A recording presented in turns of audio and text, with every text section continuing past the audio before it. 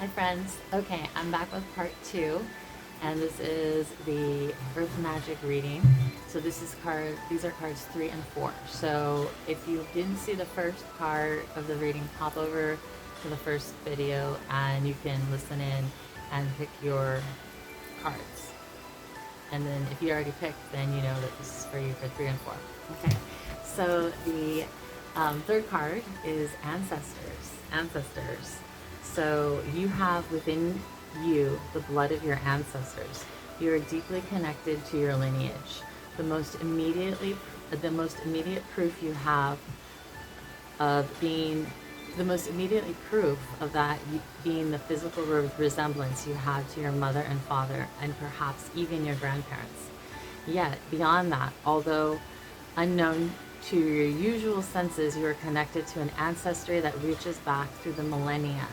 This is the time to call upon those ancestors, those who are of your bloodline, as well as the ancient ones who have walked the land that you now walk.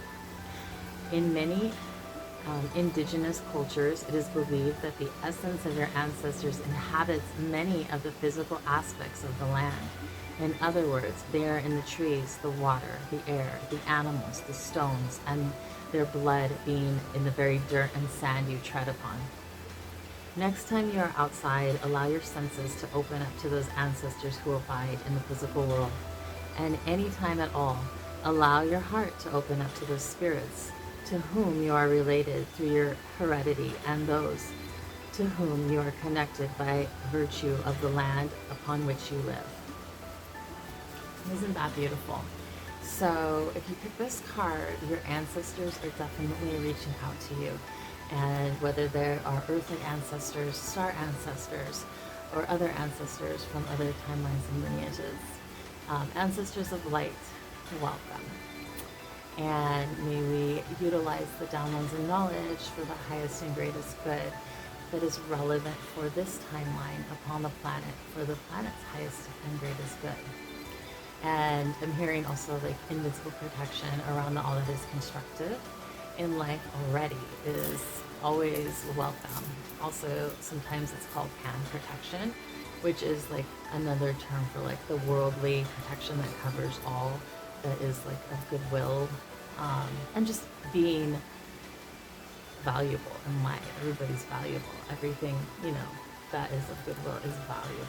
And everything that isn't is ready to be transformed, right?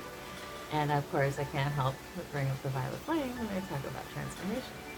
So, and if you don't know the violet flame, look up Violet Flame of Saint Germain, and you can learn more about the transmuting violet flame that transmutes on down to an electromagnetic level. Okay? All right. So now we're on the fourth card. So if you pick the fourth card, it is Autumnal Equinox. And it's interesting because I got a couple messages on this one. And I always say to drop into your heart center and see what resonates with you the best.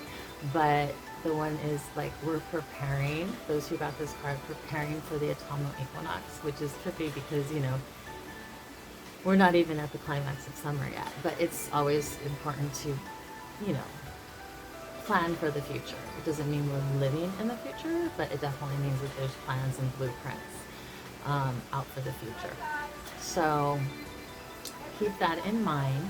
And also, for this autumnal equinox, this is also the harvest. Sorry about that, I had a little distraction there. So autumnal equinox, I'm going to go ahead and read from the book, what books, description, and sharing it. So now is the time to let anything in your life fall away that is no longer useful or needed for the emerging expression of who you are. Allow yourself to gradually shed what has been burdensome and no longer congruent with your soul's purpose. Conserve your energy by allowing yourself more rest, while at the same time making preparations for the winter season, looking especially at your material possessions, and being brutally honest with yourself as you discern which of these can be given away or somehow released. Consider shedding relationships that have served their purpose and no longer viable, as well as work or a job that has become devoid of interest and passion.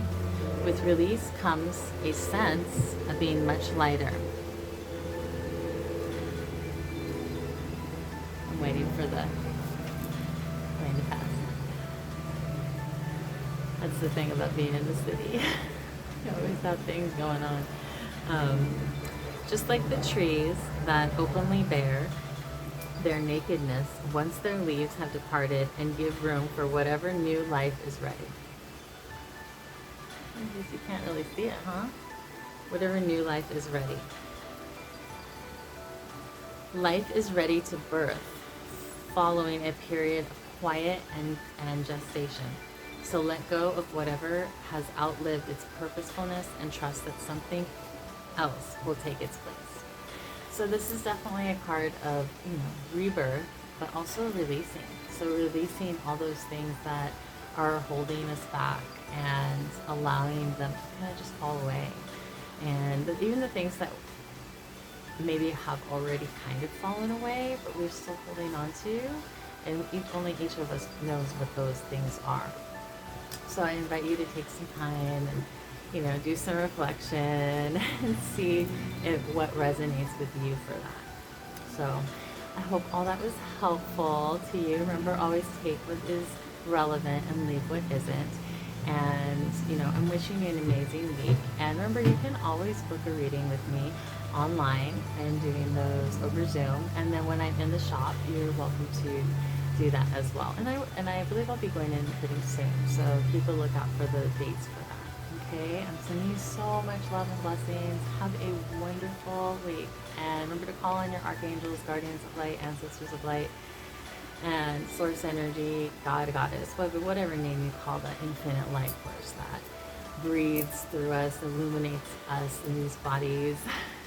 And that is, our divinity here on the planet. So call that in. I'm calling your gifts. I'm hearing calling your gifts to the violet flame and release your burdens to the violet flame.